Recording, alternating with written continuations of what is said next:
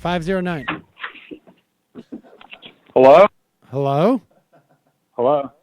Hello? Sam, this is Ronald Raygun. Ronald Raygun, were you in the other room when I answered your phone? Yeah, I was. I've been on hold for an hour. This is how the gays must have felt in the 50s. Yeah.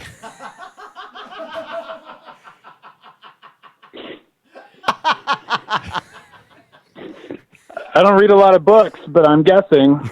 It's very possible. I mean, it's very, very possible. I go almost an hour, I should say. Yeah, okay. Sam, nothing like caller aggrievement. You know, well, I'm an immigration lawyer. Yes, I'm aware. And so it's been a really tough year. I think it's hard to put into words the violence that the community is suffering. And it's not just a physical violence. It's also an emotional violence that goes with what's happening. The other day I had a lady in my office and she was just sobbing. And through her tears, she could barely speak, but all she could say is, why do they keep taking Greg's calls? And like, I have no way of comforting somebody like that anymore. Last year he wasn't really calling and people had a sense that he'd maybe found a job or something, or maybe a girlfriend. And she's crying and sobbing, and she's like, don't they know his area code? Like, just write it down on a piece of paper and put it on the computer. Yeah, I don't know. I mean, I call in a lot, but I don't have any sway over there. There's nothing I can do. That is well,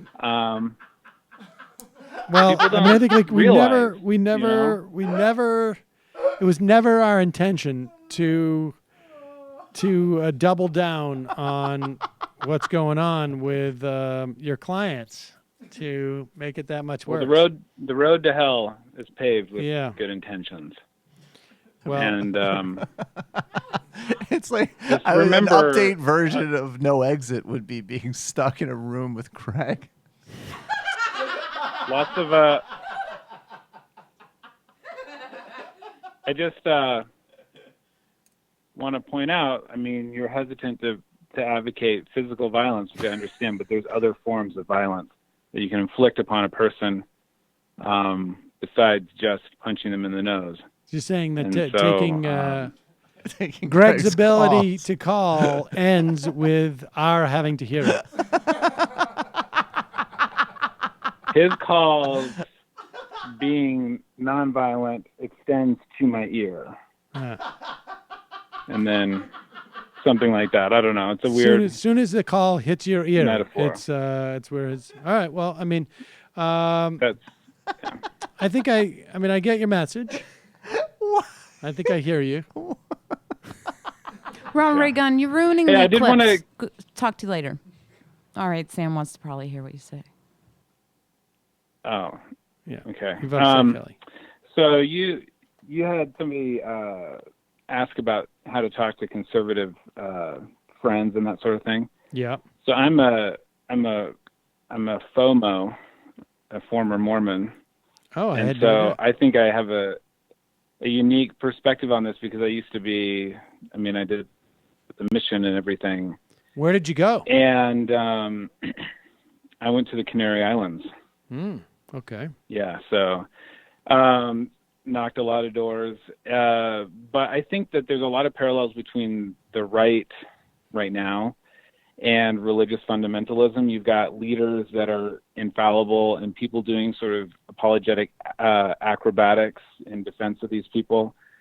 And you also have an attack on information. So in Mormonism, there's a concept of anti-Mormon literature or materials, and you're taught to just be aware that if there's anything negative said about the church or its leaders, it's anti-Mormon, and it comes from a source that's trying to destroy Mormonism. And it could be a book that's just written by a historian based on facts, but you're taught to believe that it's anti-Mormon. It's the same thing with fake news and the distrust of basic information.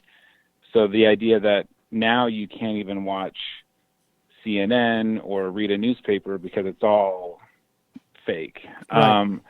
My recommendation for people would be to build relationships. I know that our instinct right now is to like run away from the crazy uncle, and some of those people are not going to be saved, so to speak. But I think people should build interpersonal relationships offline. I had an experience here where I was getting into it with a local troll. He's like famous in my town because he posts all day long on the Facebook comments of the newspaper articles. So I offered to meet him in person. That's maybe not always a good idea, but we got coffee, and you know, if you can just try to get them to articulate their most crazy positions and then sort of calmly place little seeds of doubt. Right. Well, that's the best way to do it. Is that how you ended up becoming a former Mormon? Yeah. So, yeah, I mean, I had an experience with a friend. I was, you know, sort of trying to convert them, and they were reading this stuff and coming to me and saying like, well, this seems really weird that God would threaten people with flaming swords or whatever. And I would go into, you're trained to like have a automatic response in Mormonism. And then also, you know, with conservatives, everything is, you know, oh, libtards or fake news or whatever. And it becomes reflexive. And they stopped me and they said, no, like, I want to hear what you think about this, not what you've been told, like you should say, or what you're supposed to think. And that was like a defining moment in my personal life, because I had to stop and look inward and say, oh, okay, I need to do some work on this. And so I now look at how far you've fallen. I know, now I'm a total disaster, but I think very few people are convinced online or in flame wars or, you know, that sort of thing. But if you can, you know, meet with these people or try to start in-person relationships and dialogues, I think that helps. So, yeah. Anyways, that's my 2 cents.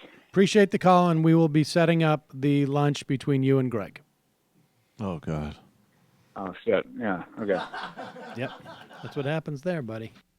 Hi, folks. Sam Seder here. We still need your help on our Patreon page.